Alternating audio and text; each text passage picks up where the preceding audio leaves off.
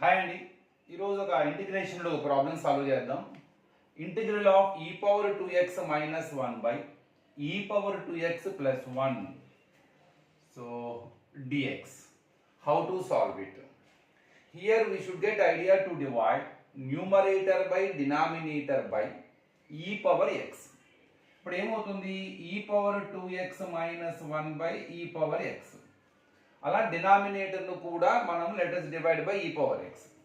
So ఇప్పుడు e power 2x ని మనం e power x into e power x గా రాసుకోవచ్చు. a power m into a power n is equal to a power m plus n by e power x minus 1 by e power x, so that we can cancel 1 e power x here.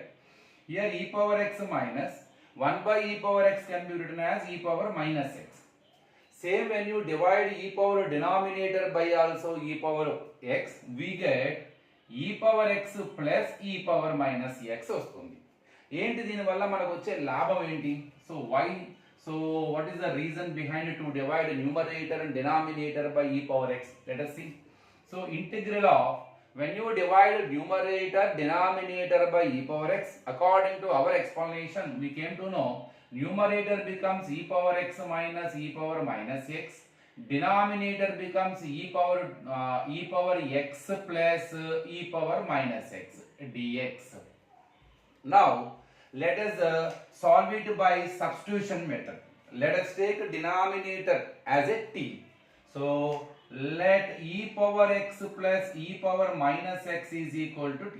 దీనికి మనం differentiate చేద్దాం. Let us find out the differentiation. So differentiation of two functions కి మనం separate చేస్తాం కదండి. e power x కి derivative గడితే e power x ఏ వస్తుంది. Derivative of e power x is nothing but e power x. అలానే plus e power minus x కి డెరివేటివ్ గడితే e power minus x ఏ వస్తుంది. కానీ ఇక్కడ x కి డెరివేటివ్ ఇండివిడ్యువల్ గా 1 అవుతుందని కింద 1 రాస్తాం. There is no value for 1 కాబట్టి మనం ఇక్కడ చూపించట్లేదు. కానీ ఇక్కడ e పవర్ మైనస్ x ఉంది. అప్పుడు మైనస్ x కి డెరివేటివ్ ఏమవుతుంది? మైనస్ 1 అవుతుంది. So it is so dx is equal to dt. యాక్చువల్గా dt బై dx అని రాయాలి. విత్ రెస్పెక్ట్ టు x మనం డెరివేటివ్ చేస్తున్నాము. ఆ బై ఫార్ములా dx తెచ్చేసాం ముందుగానే నేను. ఇప్పుడు ఏమవుతుంది? e power x plus into minus minus e power minus x dx is equal to dt. dx is equal to dt. Now we will come to know what is the reason behind to divide numerator denominator by e power x, and the same way, so what is the reason behind to take e power x plus e power minus x equal to t? ఎందుకని e power x plus minus e power x equal to t e power minus x మనం derivative చేస్తే numerator expression వచ్చేస్తుంది మనకి. ఎందుకని ఇక్కడ minus X derivative కి minus 1 వచ్చేస్తుంది కాబట్టి అప్పుడు ప్లస్ ఇంటూ మైనస్ మైనస్ అయిపోయి సేమ్ న్యూమరేటర్ లో ఉన్న ఎక్స్ప్రెషన్ దీనికి డెరివేటివ్ అవుతుంది. అందుకని ఇప్పుడు చూడండి e power x minus e power minus x dx is nothing but dt.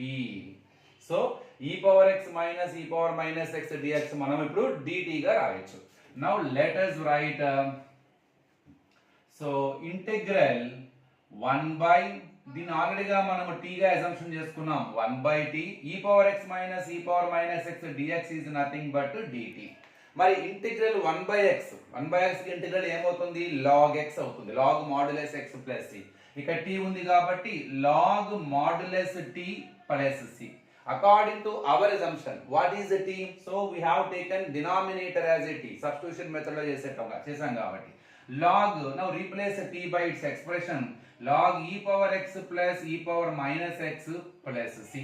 So finally integral of e power 2x minus 1 by e power 2x plus 1 dx is nothing but log e power x plus e power minus x plus c.